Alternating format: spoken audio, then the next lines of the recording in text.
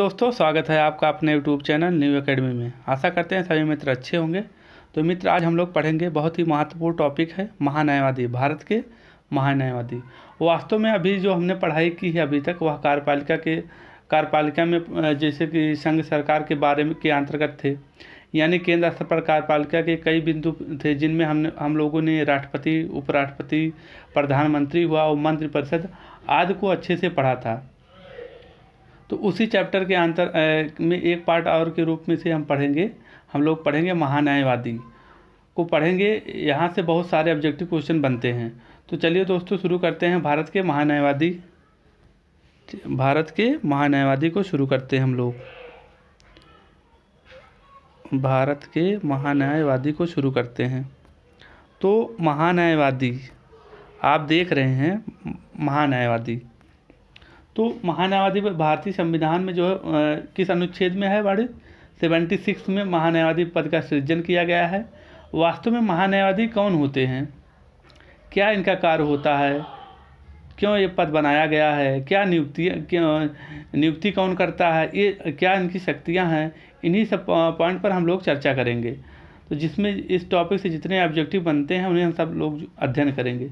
तो हम सबसे पहले एक चीज़ देखते हैं, सरकार क्या होती है। सरकार प्रधानमंत्री के नेतृत्व में होती है और सरकार जो है कानून बनाने का कार्य करती है। तो सरकार द्वारा बनाए गए कानून जब लागू होते हैं तो उनमें कई समस्याएं भी आती हैं, जैसे विधि संबंधित समस्याएं आती हैं कि क्या यह कानून रूप से मान्य बनाया गया है कि नहीं बनाया गया है। किसी प्रकार की समस्याएं जब होती हैं तो सुप्रीम कोर्ट में चुनौती दी जाती है, तो सुप्रीम कोर्ट उसे रद्द भी कर सकता है या पुनर्विचार के लिए भेज सकता है। तो ऐसे में सरकार को जो है हमेशा एक कानूनी सलाहकार की ज़रूरत होती है। तो उनको कानून संबंधी ज्ञान बता सके, यही जो है विधि अधिकारी होते हैं। कौन होता है? भारत का महान्यायवादी। तो इससे जुड़े हुए पॉइंट को अब हम देखते हैं। ठीक है मित्र, अब देख रहे हैं आर्टिकल 76 में क्या है। 76 में क्या है? भारत में एक विधि अधिकारी होंगे, केंद्र सरकार में एक कानूनी सलाहकार होते हैं। यही जो भारत में एक विधि अधिकारी होता है, केंद्र स्तर पर सरकार का एक कानूनी सलाहकार होता है। कौन होता है? तो महान्यायवादी होते हैं। इनकी नियुक्ति कौन करता है? तो राष्ट्रपति जी करते हैं। आप देख रहे हैं। कार्यकाल कितना होता है इनका? हाँ, एक पॉइंट यहाँ से इम्पोर्टेंट बनता है मित्र, आप यहाँ ज़रूर ध्यान देना। कार्यकाल, भारत के महान्यायवादी का कार्यकाल कितना होता है? तो इनका कार्यकाल नहीं होता है, ये राष्ट्रपति के प्रसाद पर्यंत पे हैं।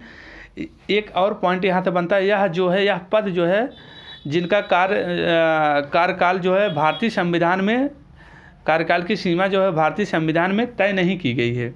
कौन है वो? महान्यायवादी जी हैं। इसके बाद आते हैं हम लोग त्यागपत्र किन्हें देते हैं? त्यागपत्र जो है राष्ट्रपति को देते हैं। त्यागपत्र किसे देते हैं? राष्ट्रपति को देते हैं। और इन्हें योग्यता क्या होनी चाहिए? इनकी योग्यता देखते हैं। योग्यता से इम्पॉर्टेंट क्वेश्चन बनते हैं कि महान्यायवादी बनने के लिए क्या योग्यता रखनी पड़ती है, क्या योग्यता होनी चाहिए। ठीक है, मैं तो देख रहे हैं एक विधि होना चाहिए, भाई कानून का विशेषज्ञ होना चाहिए, पहली बात तो ये है।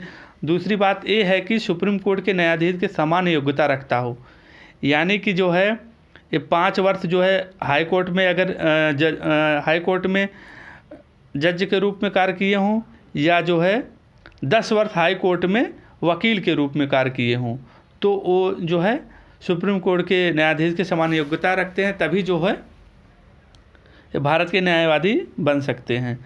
इसके बाद यहाँ आते हैं मित्र, एक और पॉइंट बनता है, इम्पोर्टेंट पॉइंट बनता है। यहाँ देख रहे हैं हम लोग कि महान्यायवादी जो है संसद का सदस्य नहीं होता है।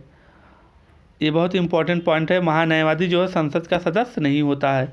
और दूसरा तो उनकी शक्तियाँ क्या हैं।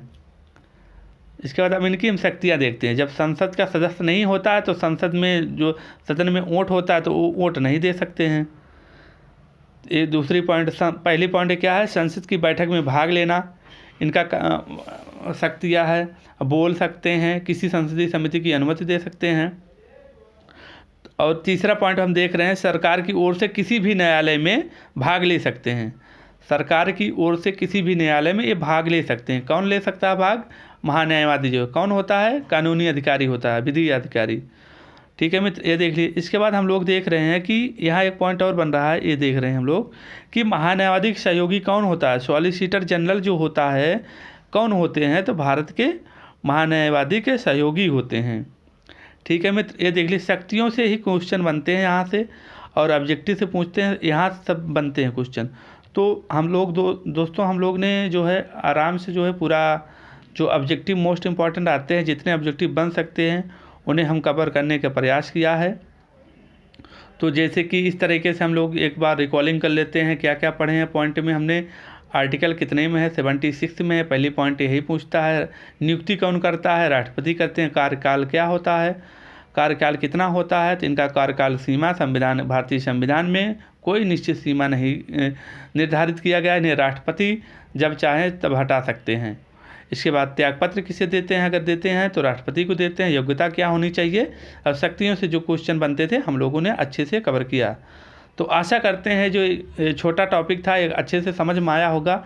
इसकी ऑब्जेक्टिव आप कोई बुक से लगाइएगा, कोई ऑथेंटिक बुक हो आपके पास तो उसका अध्ययन करिए अच्छे से, आपको काफ़ी हेल्प मिलेगा।